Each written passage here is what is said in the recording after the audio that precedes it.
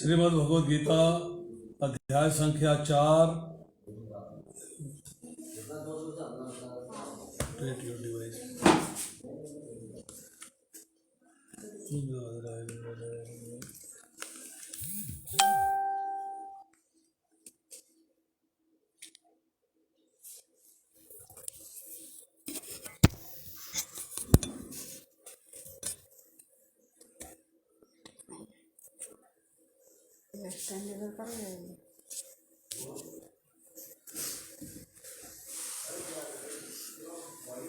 श्रीमद् भगवद गीता अध्याय संख्या 4 श्लोक संख्या 25 से लेके 33 तक। 25वां श्लोक पढ़ता हूँ।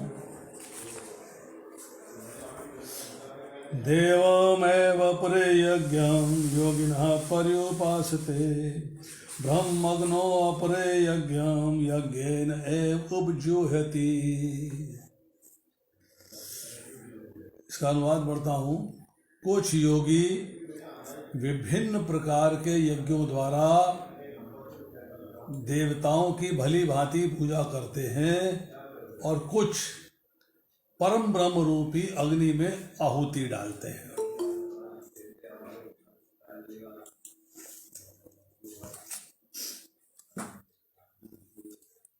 इसमें जो है श्रील प्रभुपाद अपने परपट में लिखते हैं, जो व्यक्ति कृष्ण भावना भावित होकर अपना कर्म करने में लीन रहता है वह पूर्ण योगी है। किंतु ऐसे भी मनुष्य हैं जो देवताओं की पूजा करने के लिए यज्ञ करते हैं और कुछ परम ब्रह्म या परमेश्वर के निराकार स्वरूप के लिए यज्ञ करते हैं। इस तरह यज्ञ की अनेक कोटियां हैं। वस्तुतः यज्ञ का अर्थ है भगवान विष्णु को प्रसन्न करना, और श्री विष्णु को यज्ञ भी कहते हैं। विभिन्न प्रकार के यज्ञों को दो श्रेणियों में रखा जा सकता है। सांसारिक द्रव्यों के लिए यज्ञ अर्थात द्रव्य यज्ञ, और दिव्य ज्ञान के लिए किए गए यज्ञ अर्थात ज्ञान यज्ञ। जो कृष्ण भावना भावित है उनकी सारी भौतिक संपदा परमेश्वर को प्रसन्न करने के लिए होती है। अब देखिए 25वें श्लोक में जो चर्चा आ रही है, एक शब्द इस्तेमाल हुआ है योगिनः। योगिनः योगिनः का अर्थ यह है कि यज्ञार्थ कर्म करने वाले निष्काम साधक, मतलब जो भगवान की सेवा करने के लिए कार्य करते हैं परंतु कामना रहित होकर, कोई कामना नहीं है उनकी, अर्थात निष्काम होकर कर्म करते हैं, उनके लिए शब्द इस्तेमाल हुआ है योगिना। अब दूसरा शब्द आया है यहाँ पर देव। देव यज्ञ के बारे में लिखा जा रहा है कि कोई देवताओं को प्रसन्न करने के लिए यज्ञ करते हैं, परंतु भगवान जो है वो तो देवों के भी देव हैं, इसलिए सब कुछ उनके अर्पण कर देना एक्चुअल देव यज्ञ है। अब आती तीसरी बात कि आपको बुद्धि दी गई है डिस्क्रिमिनेट करने के लिए, फर्क करने के लिए कि what is right and what is wrong. इसको कहते हैं विवेक। और इस विवेक से जब आप विचार करते हो तो आप जो भौतिक संसार की वस्तुएं हैं, जो जड़ वस्तुएं हैं, उनसे विमुख होकर परमात्मा में लीन हो जाते हो, अर्थात परमा भगवान की सेवा में लग जाते हो, उसमें अपने आप को फुल्ली एनग्रॉस कर देते हो, अपने आप को पूर्णता मिला देते हो। अर्थात इसको भी जो है यज्ञ कहा गया है। इसका अर्थ क्या है कि भगवान से अलग अपनी स्वतंत्र सत्ता कुछ नहीं है, जो कुछ है केवल भगवान है। इस बात को स्वीकार करना है, इस बात को समझना है। अब दूसरी बात कही गई कि ब्रह्म रूप अग्नि में यज्ञ के द्वारा यज्ञ को हवन करना क्या होता है, कि अज्ञान क्या है।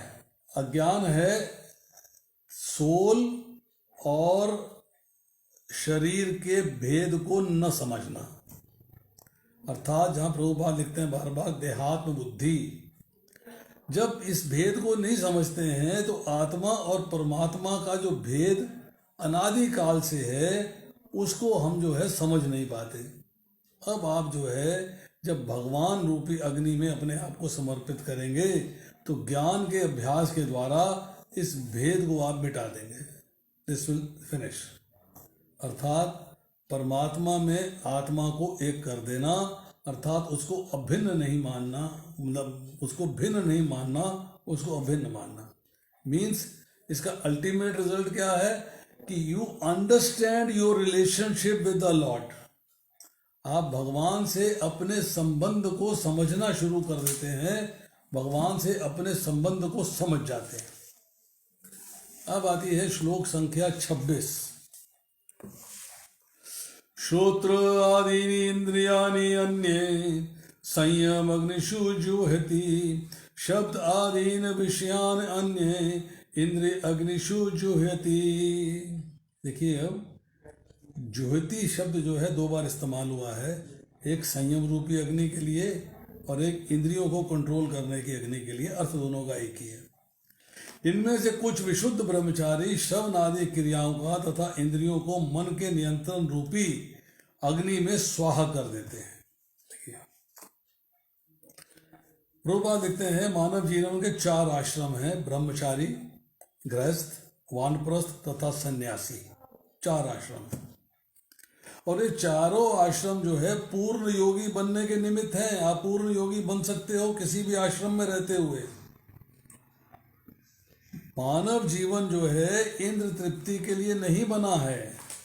जैसे कि कहा गया है आहार निद्रा भय मैथुनम चय सामान्यम एतत् पशु भी नरा नाम धर्मे ही तेषाम अधिको विशेषो धर्मे निहीना पशु भी समाना। कि 4 चीजें जो हैं आहार, नींद, भय, डर और संतान की उत्पत्ति, चारों चीजें जो है मनुष्य और पशुओं में एक समान है। तो यहाँ पर जो है मनुष्य के अंदर धर्म की मात्रा अधिक है। क्योंकि धर्म की मात्रा अधिक है इसलिए जो है धर्मे तेषाम अधिको विशेषो, मतलब विशेष रूप से धर्म की मात्रा अधिक है। तो इसलिए जो है उसको कहा गया है कि अगर धर्म नहीं है, धर्म की मात्रा को आप नहीं समझते हो, अपना रिलेशनशिप भगवान के साथ नहीं समझते हो, तो आप पशु के समान हो। वही 4 कार्य आप भी कर रहे हो, वही 4 कार्य पशु भी करता है। अब इसमें जो है चर्चा आती है कि आपने जो इंद्रियां हैं और उनके विषय हैं, विषय मीन्स जैसे कान का विषय है शब्द, आँख का विषय है रूप, नाक का विषय है गंध और जीवा का विषय है रस और त्वचा का विषय है स्पर्श। ये 5 इंद्रियां जो हैं अपने अपने विषयों के प्रति अट्रैक्ट ना हो। इसका मतलब है आपने संयम किया है, आपने अपने आप को कंट्रोल किया है। और संयम को संयम रूपी अग्नि कहा गया है। इसको एक मेटाफोर दिया गया है, एक इसको रूपक दिया गया है कि संयम भी एक अग्नि के समान है। इसमें आपने इसको सबको समाहित कर दिया है, अर्थात इसके थ्रू कंट्रोल कर लिया। अब पूर्ण संयम कब होगा? पूर्ण संयम की भी क्वालिटी है। पूर्ण संयम होगा जब आप इंद्रियां, मन, बुद्धि और अहंकार इन सब में से राग और आसक्ति का सर्वथा अभाव हो जाए। न राग रहे न आसक्ति रहे, टोटल अभाव हो जाए।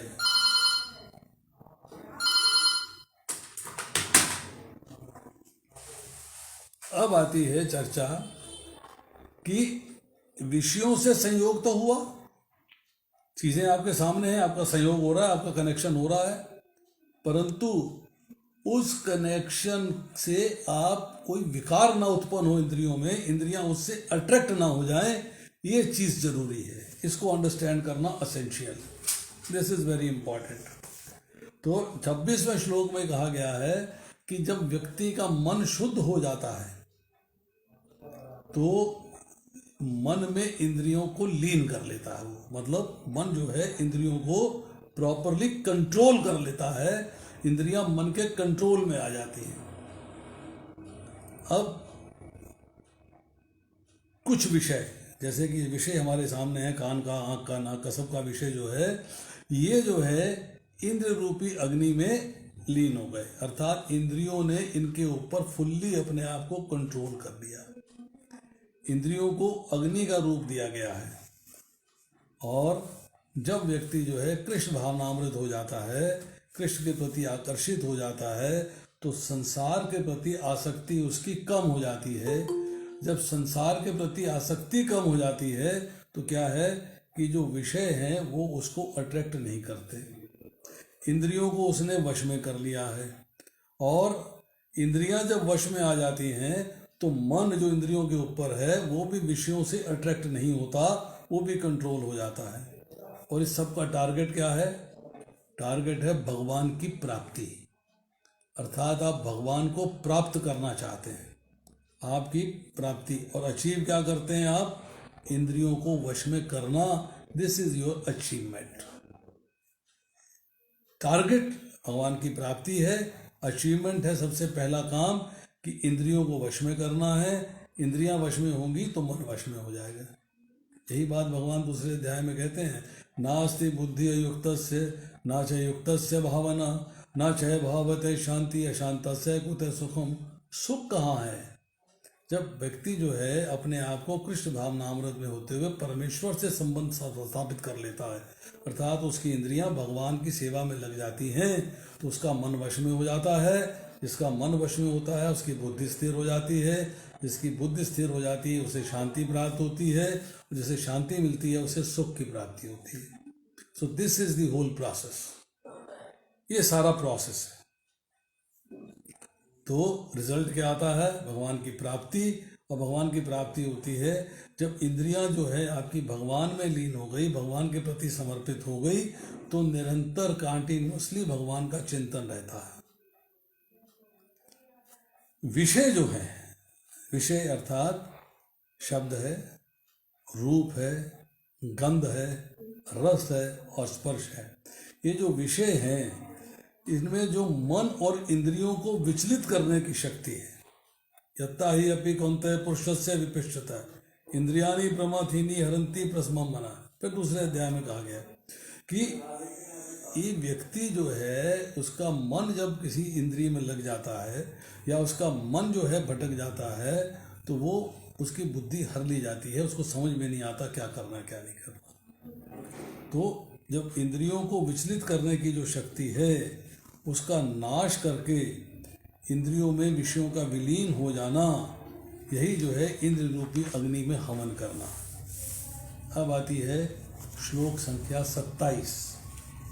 27वां श्लोक है, सर्वाणि इंद्रिय कर्माणि प्राण कर्माणि च परे आत्म संयम योगाग्नो ज्योति ज्ञान दीपते।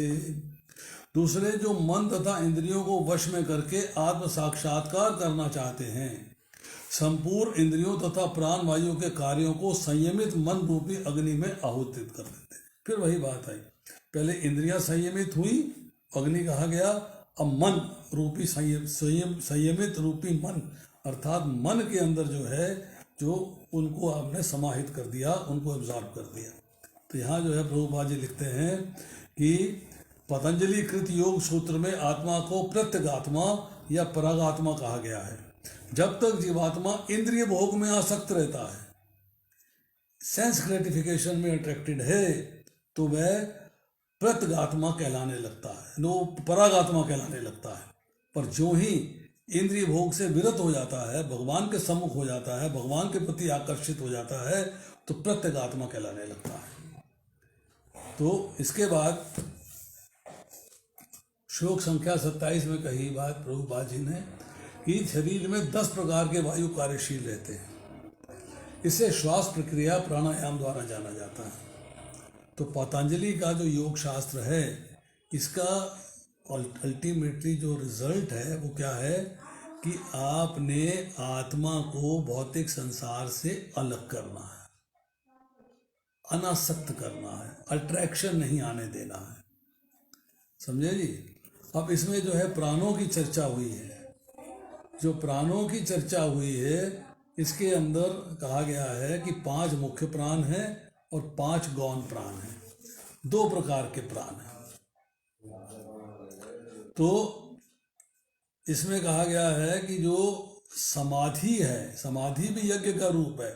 तो समाधि के अंदर योगी 10 इंद्रियों से जो कार्य हो रहे हैं, जो क्रिया हो रही है, उसका समाधि में हवन करते हैं। अर्थात समाधि की अवस्था में मन बुद्धि सहित सारी इंद्रियों, ज्ञानेंद्रियों, कर्मेंद्रियों की क्रियाएं रुक जाती हैं, दे स्टॉप, रुक जाती सारी। अब इसके तरीके 2 हैं।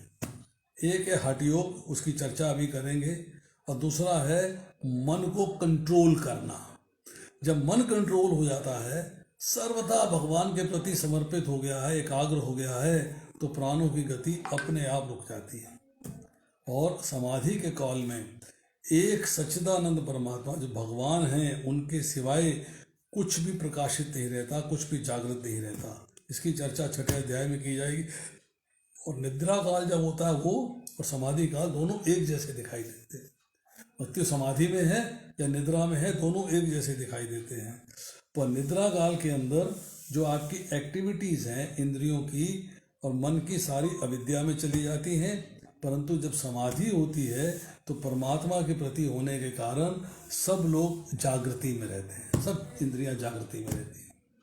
अब समाधि काल में संपूर्ण इंद्रियां और प्राण अपनी चंचलता खो देते हैं। समाधि काल में संपूर्ण इंद्रियां और प्राण अपनी चंचलता खो देते हैं और केवल भगवान का ही ज्ञान जागृत रहता है। अब देखिए 10 प्रकार के प्राणों की चर्चा करते हैं। 10 प्रकार के प्राणों की चर्चा करते हैं। 1 सेकेंड।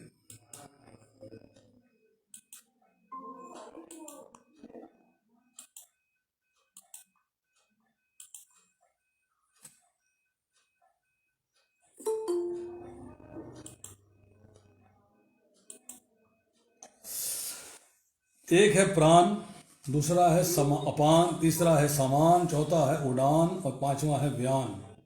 फिर 5 है छोटे, मतलब से कहते हैं गौण प्राण हैं। वो है नाग, कूर्म, कुकर, देवदत्त और धनंजय। शॉर्ट में इनके बारे में बताते हैं कि ये क्या चीज़ें हैं, क्या चीज़ें हैं। प्राण का मतलब है चेस्ट में होता है, आवाज़, वाणी और सांस, इससे मेंटेन होता है। अपान का मतलब है नाभि के नीचे होता है, इससे जो है मूत्र त्याग, मल त्याग और लोअर बॉडी के पार्ट्स जो होते हैं, जो नेवल के नीचे, जो नाभि के नीचे के पार्ट्स हैं, उनकी शक्ति, और इंटेस्टाइन, अंतड़ियाँ और जनन के अंग, इनका जो है अपना शक्ति जो है इससे मिलती है। समान में डाइजेशन होता है और खाने का एसिमिलेशन, अर्थात खाना सारे शरीर में कैसे पहुंचता है वो इंतजाम किया जाता है।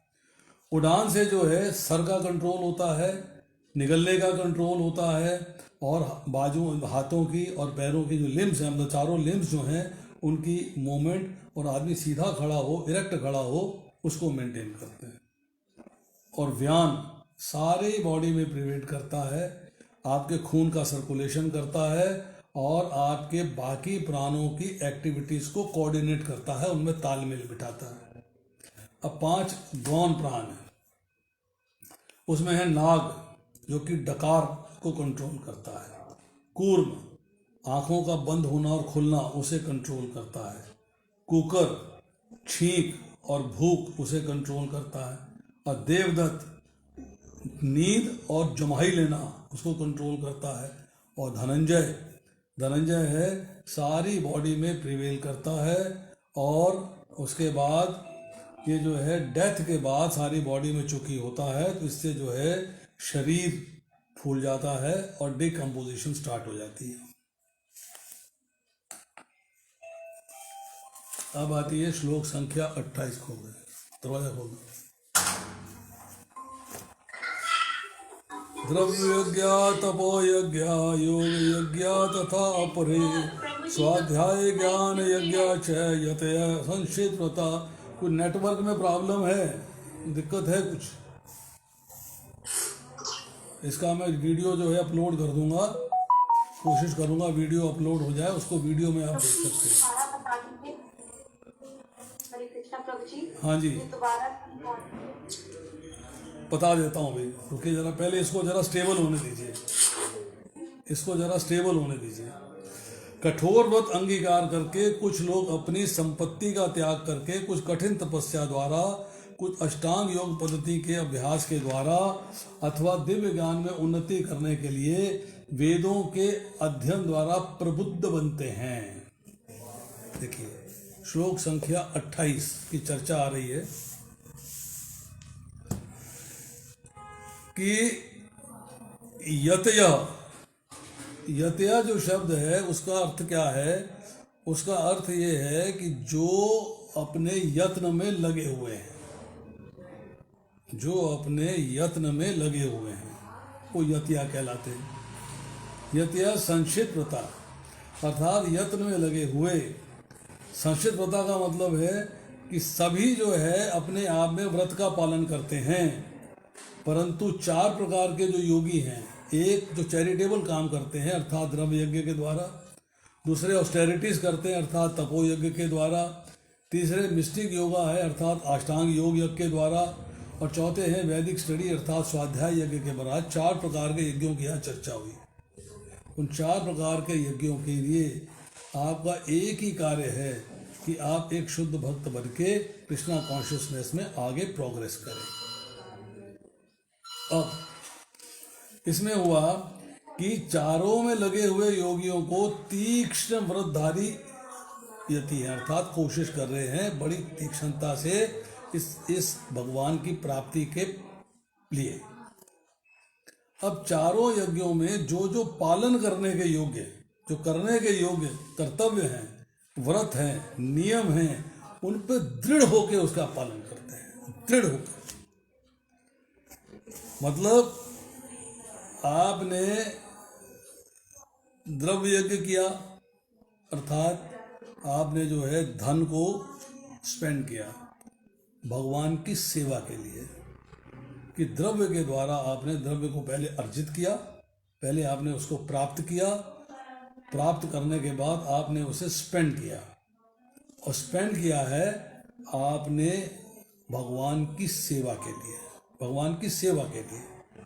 अब आती है बात, इसमें तपो यज्ञ की बात आती है। तपो यज्ञ क्या है कि अपना जो स्वधर्म है, जो वर्णाश्रम के अनुसार आपकी ड्यूटीज हैं, आपका धर्म है, उसमें कोई भी कठिनाइयाँ आए, कोई भी प्रतिकूलता आए, उसे प्रसन्नता पूर्वक सह जाना, हैप्पीली सह जाना, उसमें आपको कष्ट नहीं होना चाहिए। अब आती है बात योग यज्ञ की, अर्थात जो अष्टांग योग की बात हो रही है।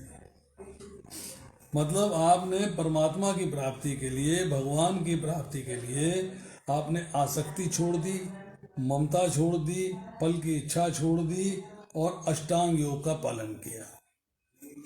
आपने अष्टांग योग का पालन किया, आपने सब चीज़ों को त्याग दिया।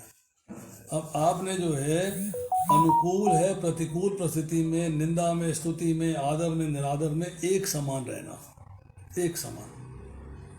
अब आती बात स्वाध्याय यज्ञ की, कि शास्त्रों का मनन अर्थात उनको पढ़ना, उस पर मनन करना, विचार पूर्वक पठन पाठन करना। और भगवान ने कहा है जो इस गीता का अध्ययन करता है और वो इसको दूसरों को सुनाता है, उस ज्ञान यज्ञ के द्वारा मैं पूजित होऊंगा, ऐसा मेरा मत है। 18वें अध्याय का 70वां श्लोक है।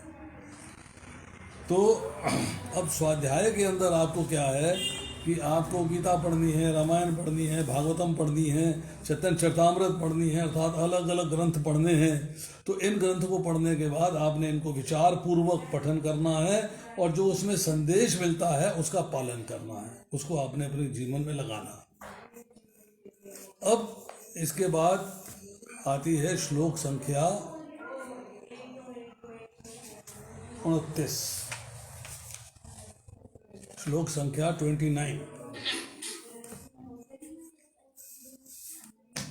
अगर हम 28वें श्लोक को थोड़ा और डिटेल में करते हैं तो बता देते हैं कि आपको इसके अंदर जो है जो डिफरेंट यज्ञ बताए गए हैं, इसमें अष्टांग योग की बात थोड़ी सी कर लेता हूं मैं कि योग के 8 अंग कहे गए हैं, 8 पार्ट्स। उसमें जो है 5 बहिरंग है जो साधन है और 3 अतरंग हैं जो कि आपका त्रयमेकृत संयम अर्थात संयम के पार्ट्स हैं, कंट्रोल के पार्ट्स हैं, अपने आप को कंट्रोल करने के पार्ट्स हैं। जो 5 जो बाहरी अंग है जो दिखने में आते हैं वो है यम। यम मीन्स कंट्रोलिंग द सेंसेस। नियम, फॉलोइंग रूल्स एंड रेगुलेशंस, नियमों का पालन करना। आसन अर्थात आपको जो है आसन में सिटिंग पोजीशन, ना ऊंचा हो ना नीचा हो, कौन सा कपड़ा बिछाना है, मृगशाला बिछानी वगैरह वगैरह जो करना है ये 6ठे अध्याय में जाके किया जाएगा। उसके बाद है प्राणायाम। प्राणायाम का मतलब है आपको अपने सांस को कंट्रोल करना है। और लास्ट है प्रत्याहार, जो सबसे इम्पोर्टेंट है वो है प्रत्याहार का मतलब है controlling senses from sense objects. Senses को सेंस ऑब्जेक्ट से कंट्रोल करना ये जरूरी है। अब 3 इसके अंतरंग साधन हैं। एक है धारणा, धारणा का मतलब है कंसंट्रेशन। एक है ध्यान अर्थात मेडिटेशन, और एक है समाधि अर्थात ट्रांस, समाधि में चला गया। अब जो ऊपर यम की बात हुई है, यम का मतलब है कंट्रोलिंग द सेंसेस। तो इसके लिए योग शास्त्र में कहा गया है अहिंसा, स्तेय स्तेय, ब्रह्मचर्या, परिग्रह, यमः। अर्थात इसके 5 अंग हैं। एक है अहिंसा, दूसरा है सत्य, तीसरा है अस्तेय। अस्तेय का मतलब है किसी के हक को नहीं चुराना है। चौथा है ब्रह्मचर्य, मन वाणी शरीर से हर प्रकार से भोग से दूर रहना, मैथुन से दूर रहना। और 5वां है अपरिग्रह अर्थात शरीर के निर्वाह के अतिरिक्त कोई भी भोग सामग्री को संग्रह नहीं करना है, एकत्रित नहीं करना है। अब उस पर नया नियम आया। नियम का अर्थ है शोच, संतोष, तपा, स्वाध्याय, ईश्वर प्रतिधानानि नियमः। योग शास्त्र में दूसरे अध्याय का 32वां श्लोक है। प्रभु जी नेट की प्रॉब्लम है, थोड़ी सी दिक्कत आ रही है आज, पता नहीं क्यों, तो थोड़ा बियर करिएगा। इसको मैं पोस्ट कर दूंगा, बाद में देख सकते हैं आराम से। जो चीज़ रह जाएगी होगी वो पोस्टिंग में देख लीजिएगा। 5 अंग हैं इसके नियम के। पहला अंग है शौच। शौच मीन्स बाहरी और शरीर की पवित्रता।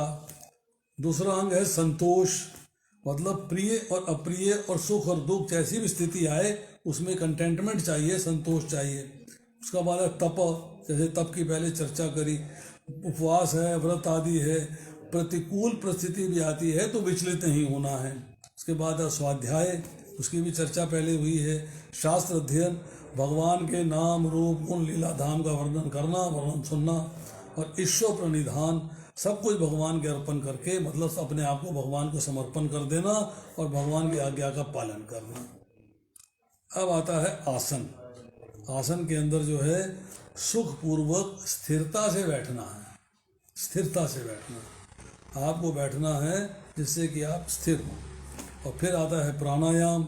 प्राणायाम का मतलब है सांस बाहरी वायु को भीतर ले जाना, प्रश्वास भीतरी वायु को बाहर निकालना। अब प्राणायाम के अंदर जैसे हमने पहले चर्चा करी कि प्राण का स्थान है ऊपर हृदय और अपान का स्थान है नीचे गुदा। तो प्राण के अंदर वायु को सांस से खींच के हृदय की ओर ले जाना है, फिर सांस को बाहर निकालना है, और अपान को वायु में नीचे गुदा की ओर ले जाना है। अब इसमें 3 स्टेप्स आते हैं। एक स्टेप है पूरक, दूसरा है कुंभक, तीसरा है रेचक। पूरक के अंदर जो है, जो अग्नि है, अपान वायु है, उसके अंदर जो है बाहर की वायु को बाईं नासिका, इससे अनुलोम विलोम कराते हैं ना, वही है कि दाईं नासिका बंद करी आपने और बाईं नासिका से आपने सांस खींचा। इसको चंद्र नाड़ी बोलते हैं। और इसको हृदय में ले जाके नाभि से ले जाते हुए अपान वायु के साथ मिक्स कर देना। उसके बाद है कुंभक। कुंभक का मतलब है प्राण वायु और अपान वायु दोनों की गति को रोक देना, अर्थात स्टैटिक कर देना, श्वास ना भीतर ना बाहर। उसके बाद है रेचक। रेचक अर्थ है प्राण वायु को दाई नासिका, इस दाई नासिका सूर्य नाड़ी भी कहते हैं, इससे बाहर निकालना है। तो अपान वायु पीछे से बाहर आती, पहले प्राण वायु आती। अब चंद्र नाड़ी, लेफ्ट नॉस्ट्रिल से वायु अंदर गई, दाएं दाएं दोनों को रोक दिया, कुंभक हो गया, दाएं नाड़ी से निकाल दिया, फिर दाएं नाड़ी से अंदर किया, फिर कुंभक किया, फिर बाईं नाड़ी से निकाल दिया।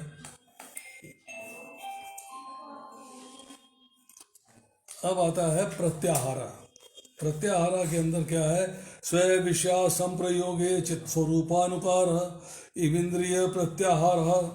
अपने अपने विषयों के संयोग से रहित होने पर इंद्रियों का मन से रूप में अवस्थित हो जाना। अर्थात आपने जो है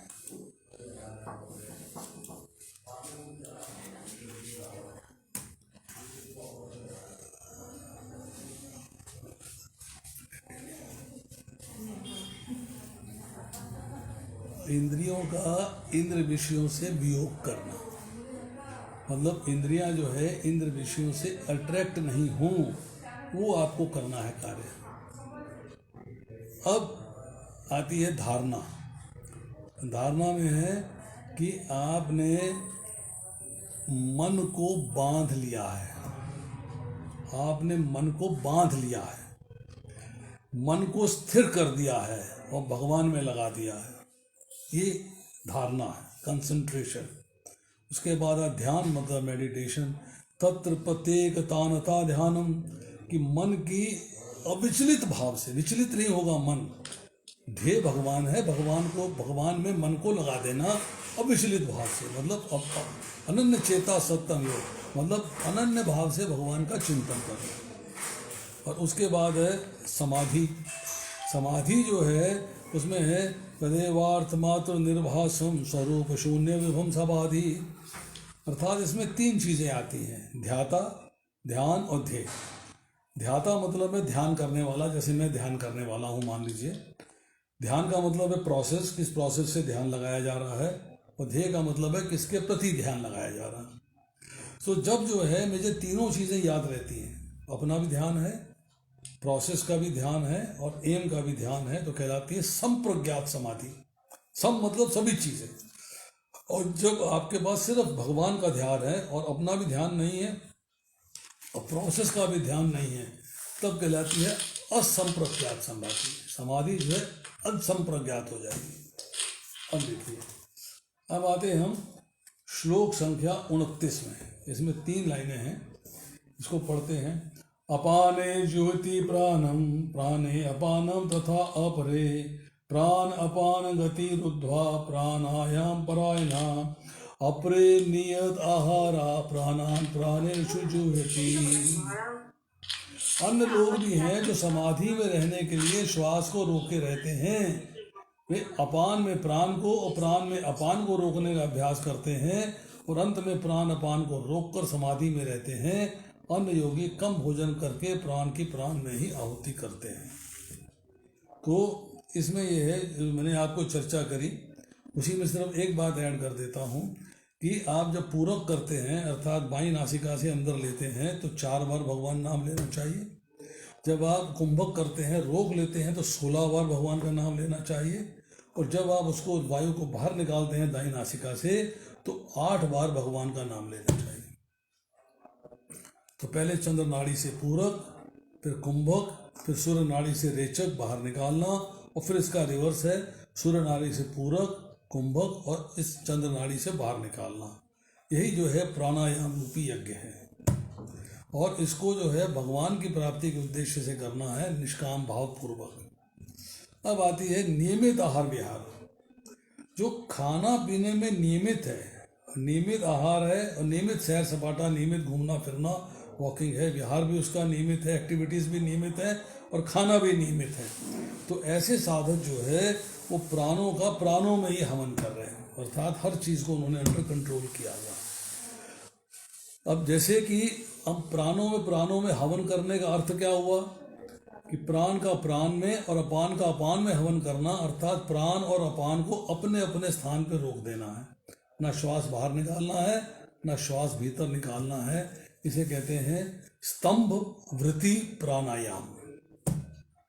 अब जब प्राणायाम करते हैं और भगवान के प्रति करते हैं, भगवान का स्मरण करते हुए करते हैं, तब आपकी जो भौतिक संसार के प्रति आकर्षण है आहिस्ता आहिस्ता कम होता जाता है और विकर्म नहीं होते हैं, पापों का नाश हो जाता है। You feel in a better position. अब इसके बाद आता है श्लोक संख्या 30। सर्वे अपि एते यज्ञ विदः यज्ञ क्षपित कल्मषा यज्ञ शिष्ट अमृत भुजा यान्ति ब्रह्म सनातनम। ये सभी यज्ञ करने वाले यज्ञों का अर्थ जानने के कारण पाप कर्मों से मुक्त हो जाते हैं और यज्ञों के फल रूपी अमृत को चखकर परम दिव्य आकाश की ओर बढ़ते जाते हैं, अर्थात परम धाम को प्राप्त होते हैं।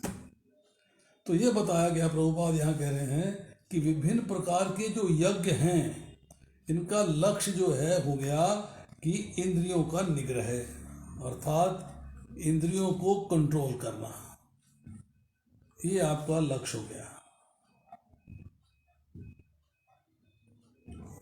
ये आपका लक्ष्य हो गया है नंबर 1। अब इसके बाद कहा कि जब आप सारे के सारे यज्ञ कर लेते हो तो आप जो है पाप कर्मों से मुक्त हो जाते हो, अर्थात पाप कर्मों से विमल हो जाते हो, पाप कर्मों से आपका छुटकारा हो जाता है। तो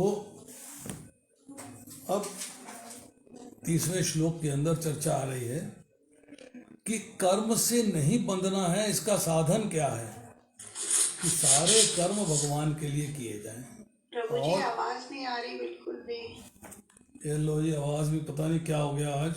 ये ले, अब आ रही आवाज? हाँ जी, वो अनम्यूट करना था। हाँ, वो बीच में बंद हो गया था ना, उसकी वजह से प्रॉब्लम आ गई।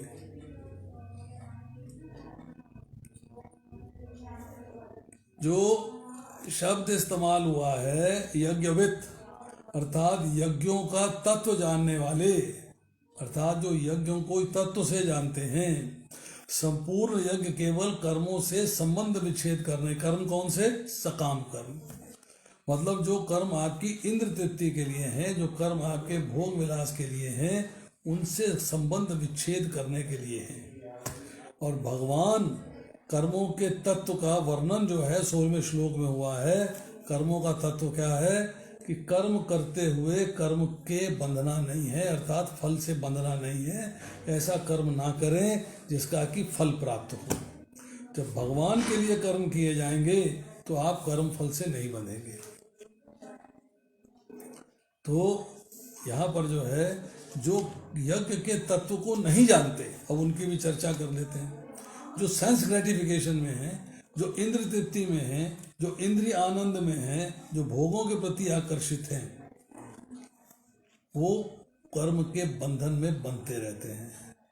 उनको अपने कर्म फल के अनुसार योनियां मिलती रहती हैं, उनको कर्म फल के अनुसार योनियां मिलती रहती हैं। अब संसार से संबंध विच्छेद होगा कब? जब निष्काम कर्म योग में आएंगे। असंगता होगी, भौतिक संसार के साथ संग नहीं रहेगा और भगवत प्रेम जागृत होगा। जैसे हमने एक एग्जाम्पल देते हैं कि एक खाली बोतल लीजिए, उसमें हवा भरी हुई है, उसको पानी के ड्रम में डालिए तो हवा बाहर निकलेगी और पानी अंदर जाता जाएगा। अर्थात जब भगवान के प्रति आकर्षण बढ़ता जाएगा वो पानी की तरह हो गया, और जो सांसारिक आकर्षण है हवा की तरह हो गया। सांसारिक आकर्षण जो है समाप्त होता जाएगा। तो ऐसा व्यक्ति जो यज्ञ करता है, सारे यज्ञ जो 8 यज्ञ बताए गए हैं, यज्ञ करता है, तो इसका उसको प्रसाद क्या मिलता है, इसका फल क्या मिलता है? इसका फल वह अमृत है। अमृत क्या है कि भोग और ऐश्वर्य और सिद्धि, इन चीज़ों से आकर्षण खत्म। अब उसका आकर्षण क्या है? ब्रह्म सनातनम, अर्थात ब्रह्म को प्राप्त होना, अर्थात भगवान की सेवा में लग जाना और अल्टीमेटली भगवान को प्राप्त होना। जब ये सारे साधन करता है, इसका अनुष्ठान करने से साधकों का जो अंतःकरण है, जो हृदय है, वो शुद्ध हो जाता है और प्रसन्नता प्रसाद के रूप में प्राप्त होती है। He gets happiness. यही यज्ञ से बचा हुआ अमृत है। यही जो है यज्ञ से बचा हुआ अमृत है। इस बात को समझ लेना। अब आती है श्लोक संख्या 31। श्लोक संख्या 31। नायं लोकस्ति यज्ञस्य कुतः अन्य कुरु सतम। हे कुरुश्रेष्ठ, जब यज्ञ के बिना मनुष्य इस लोक में या इस जीवन में सुखपूर्वक नहीं रह सकता तो अगले जन्म में कैसे रह सकेगा। कि भौतिक जगत में हमारा अस्तित्व हमारे पापपूर्ण जीवन के बहुगुणित फलों के कारण है। हमने जो पिछले जन्मों में कर्म किए हैं उनकी वजह से हमें ये शरीर की प्राप्ति हुई है। और पापपूर्ण जीवन कब होता है? जब अज्ञान होता है, when you are not in knowledge कि मुझे क्या करना चाहिए और क्या नहीं करना चाहिए। ये जो है आपको भौतिक जीवन के अंदर जब ये कर्म करते हैं तो आप भौतिक संसार में पुनरअपि जन्मम पुनरअपि मरणम के चक्र में फंसते चले जाते हैं। प्रभुपाद जी लिखते हैं, मनुष्य जीवन ही वह द्वार है जिससे होकर इस बंधन से बाहर निकला जा सकता है। अतः वेद हमें धर्म, अर्थ, काम तथा मोक्ष का मार्ग दिखलाकर बाहर निकलने का अवसर प्रदान करते हैं। अब आप समझिए, एक एग्जाम्पल से एक छोटा सा एग्जाम्पल देते हैं आपको। एक व्यक्ति अंधेरे कमरे में फंस गया और अंधा है, उसके पास आंखें नहीं है और उस कमरे में एक ही दरवाजा है। वो लाठी टेकते टेकते टेकते टेकते टेकते ढूंढते ढूंढते दरवाजे तक पहुंचा। जब दरवाजे तक पहुंच गया तो सर में खुजली हो गई, दरवाजा छूट गया। फिर कमरे में चक्कर काट रहा है, फिर ढूंढता ढूंढता ढूंढता ढूंढता फिर दरवाजे पे आया और दरवाजे में आने से फिर उसको जो है खुजली हो गई और फिर पार निकल गया। अर्थात व्यक्ति जो है भगवान की प्राप्ति का साधन करना चाहता है, परंतु करते करते करते करते भोग आकर्षित कर लेते हैं। भोगों की खुजली हो गई तो प्राप्ति का साधन छूट गया। फिर कोशिश करी, प्राप्ति का साधन प्राप्त किया, प्राप्त करने के रास्ते पे चला, फिर भोगों की खुजली हो गई, फिर छूट गया। तो वो जो है इस चक्कर में लगा रहता है, इससे बाहर नहीं निकल पाता। इसीलिए कहा गया है कि जो यज्ञ ना करने वाला है, जो भौतिक संसार के प्रति आकर्षित है, उसको ये अल्प सुख वाला मनुष्य लोक भी नहीं मिलता। फिर दूसरे ऊपर के लोग जो है कैसे मिलेंगे। तीसरे अध्याय के 8वें श्लोक में कहा गया है कि कर्म ना करने से तेरा शरीर का निर्वाह भी सिद्ध नहीं होगा।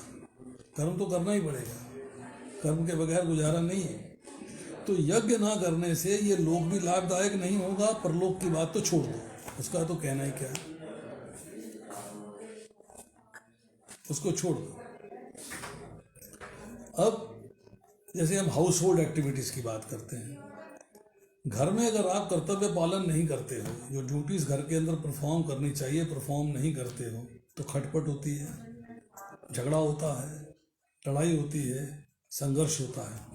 तो इसी तरह अगर आप इस लोक में जो आपके लिए प्रिस्क्राइब ड्यूटीज़ हैं उनका पालन नहीं करते हो तो लोक में जीना भी मुश्किल हो जाता है, लोक में आप जी नहीं पाते। तो अब उसके बाद है कि जो 8 यज्ञों की चर्चा हुई है, अज्ञस्य शब्द आया इस्तेमाल, इसमें जो एक्टिविटीज सेक्रीफाइस की परफॉर्म नहीं करता, जो उन यज्ञों का पालन नहीं करता, वो जो है ना तो इस लोक में सुखी रह सकता है और ना ही परलोक में सुखी रह सकता है। लिबरेशन की तो बात ही छोड़ दो, लिबरेशन तो मिलेगी नहीं। चलिए, तो यहाँ कहा गया है कि मनुष्य का शरीर मैंने बताया यज्ञ के लिए है, भगवान से अपना संबंध स्थापित करने के लिए है, भगवान का आदेश पालन करने के लिए है। जब मनुष्य से जो है अपने सम्मान में, मान में, बढ़ाई में, सुख में लगा देता है तो बंधन में बंध जाता है।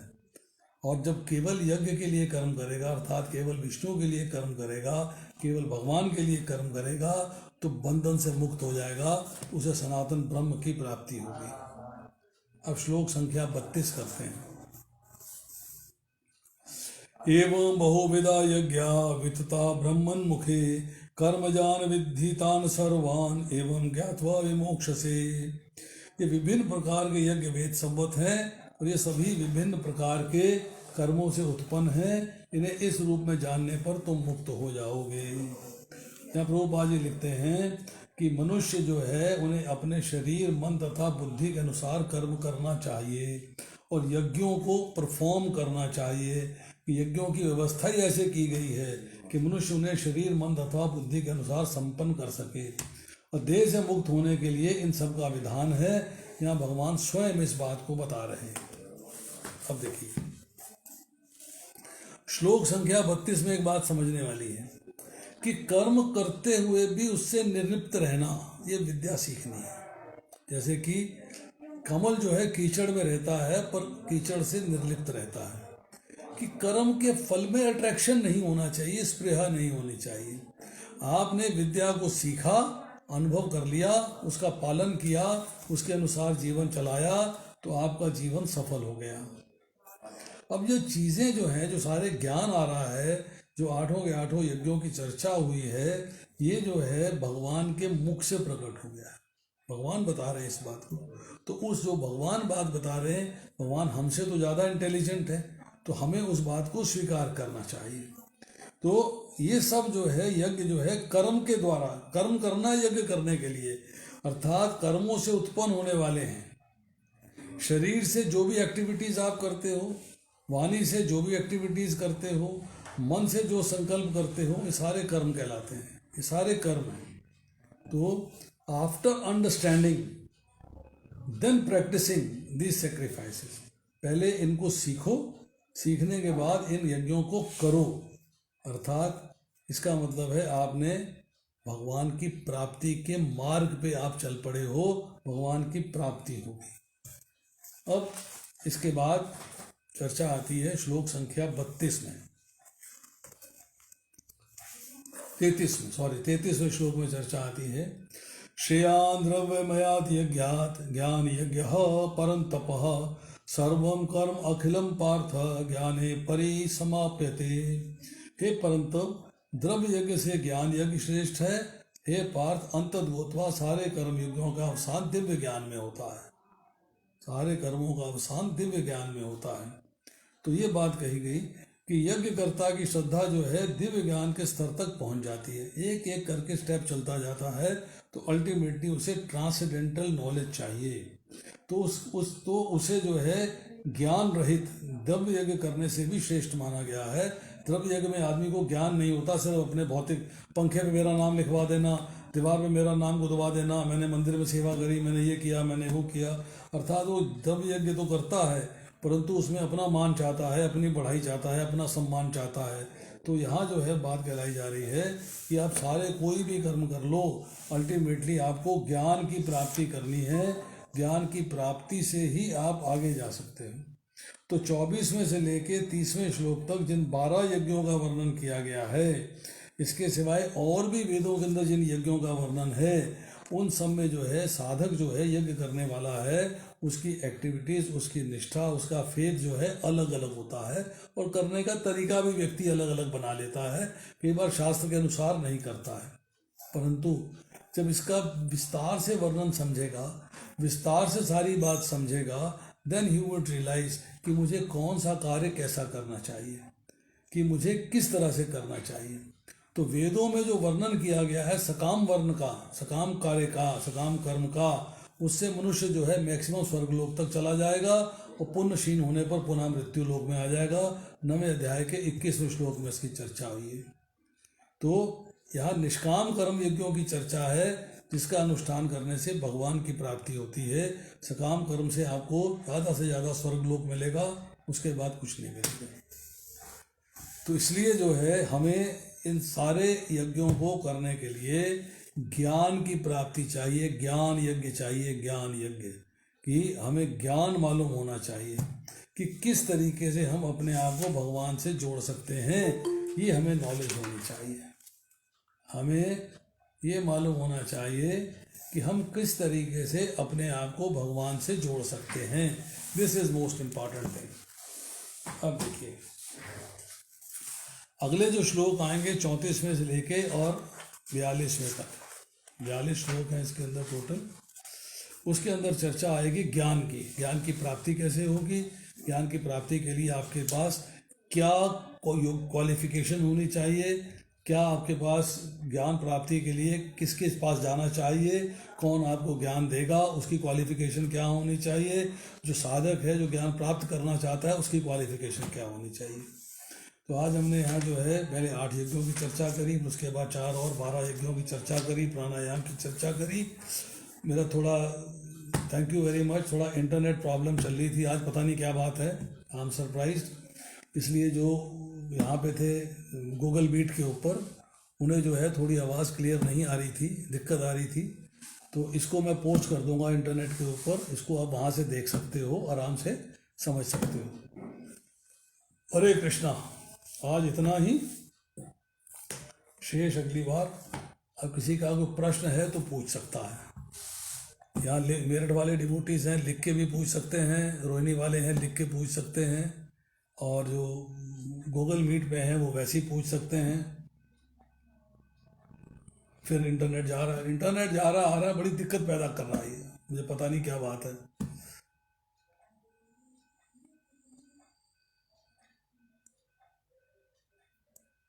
चलिए समाप्त करें फिर, कोई प्रश्न नहीं है किसी का तो। If this no question